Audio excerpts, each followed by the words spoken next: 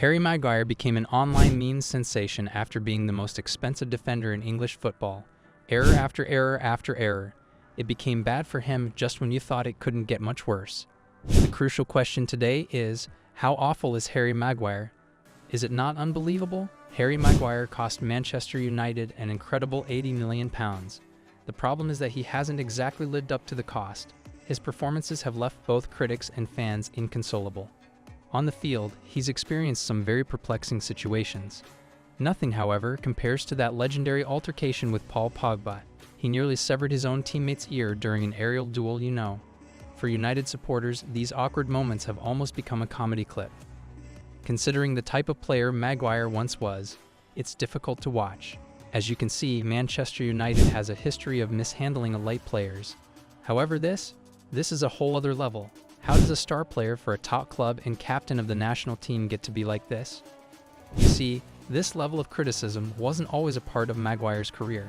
He actually first gained notoriety as a major contributor to Leicester City's amazing ascent to fame. Maguire didn't have to be the fastest player on the field, but he never was. He made up for it with his stature, skill, and football IQ, and he really found his footing at Leicester. He made 76 games, contributed 3 assists, scored 5 goals, and established himself as a defensive mainstay. However, what was most notable? His discipline and poise. It's really amazing for a center-back to have only had 15 yellow cards and 1 red card in over 6,700 minutes. He possessed the ball-playing abilities that contemporary defenders need to excel in addition to being powerful and brave. Maguire handled it with ease, even though playing center-back in the top league in England isn't for the weak of heart. The big boys were naturally drawn to his performances. It became evident that Maguire wouldn't be staying for long after winning Leicester's Player of the Year award twice in a row. By the summer of 2018, both Manchester clubs, United and City, had him on their radar. City needed a successor for the aging Vincent Kompany. While United's defense was a disaster, leaking goals left and right, Maguire looked like the perfect solution for either team. And then came the World Cup. Maguire's performances for England in 2018 were the stuff of dreams. From rock-solid defending to that now iconic head goal against Sweden, his stock skyrocketed. Leicester saw their moment and slapped a hefty £70 million price tag on him. Between the English tax, selling to a direct rival, and the record-breaking fee Liverpool had just paid for Virgil van Dijk, Leicester knew they could demand a fortune. Both Manchester clubs backed off, unwilling to meet the price. But just a year later, United came crawling back, and this time they paid even more, a staggering £80 million, making Maguire the most expensive defender in football history. It's the classic Manchester United story, hesitant at £70 million, but ending up spending £80 million a year later. You can't make this stuff up. Now, to be fair, United had their reasons. See, their 2018-19 defense was shambolic. They conceded 54 goals that season, worse than teams like Crystal Palace, Newcastle, and Everton. The numbers were embarrassing, and the need for reinforcements was urgent. United saw Maguire as the answer, just as Leicester had before them.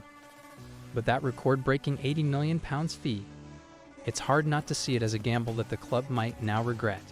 But it wasn't all bad for Harry Maguire when he first stepped onto the stage at Manchester United. In fact, his debut season painted a very different picture. See, he played every single game, anchoring a defense that ranked among the best in the league, right up there with Liverpool and Manchester City.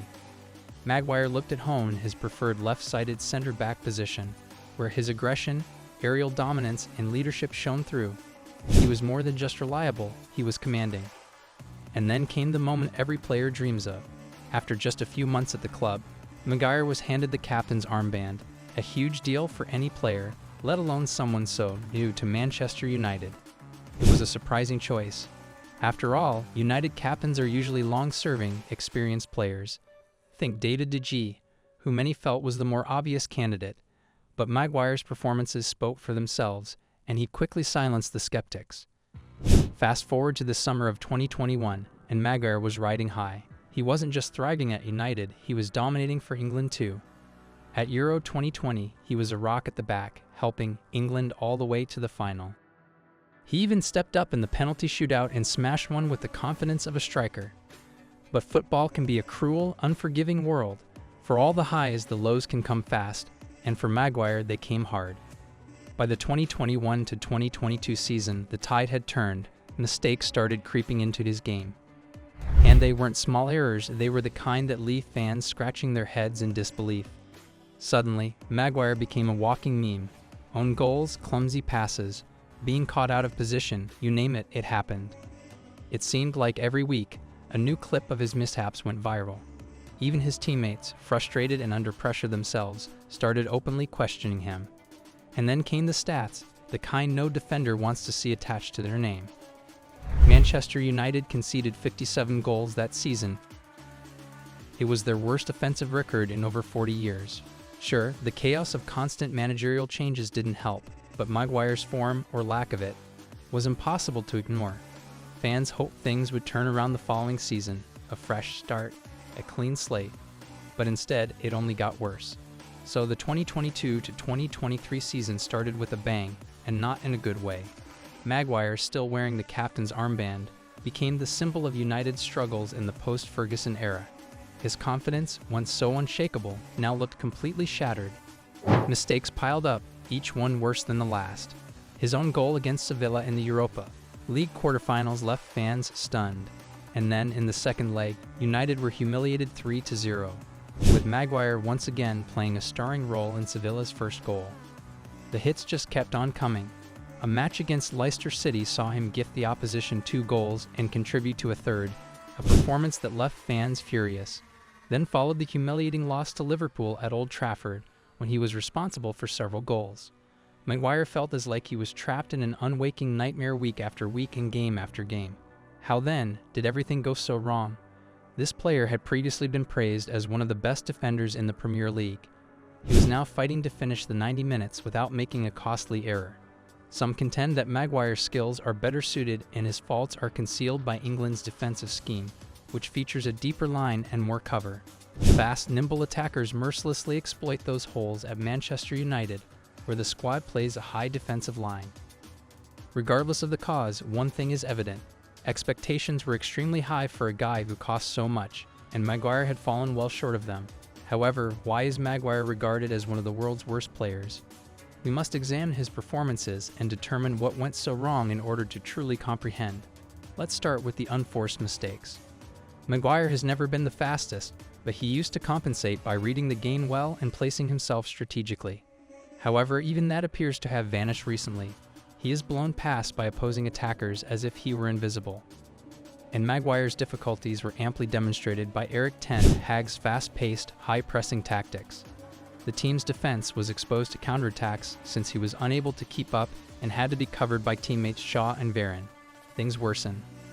His choices have drawn a lot of criticism. Do you recall, for example, when he tackled his own teammate during a Tottenham game? If it weren't so terrible to see, it was almost funny. You wonder what he's thinking in situations like these, and let's not even discuss his placement. During set pieces, when concentration is crucial, Maguire frequently loses sight of his markers. It feels like deja vu every time, and fans have witnessed it far too often. The statistics themselves tell the tale. It seems like Maguire's time at Manchester United is over, even though situations like these may bring out the best in certain individuals.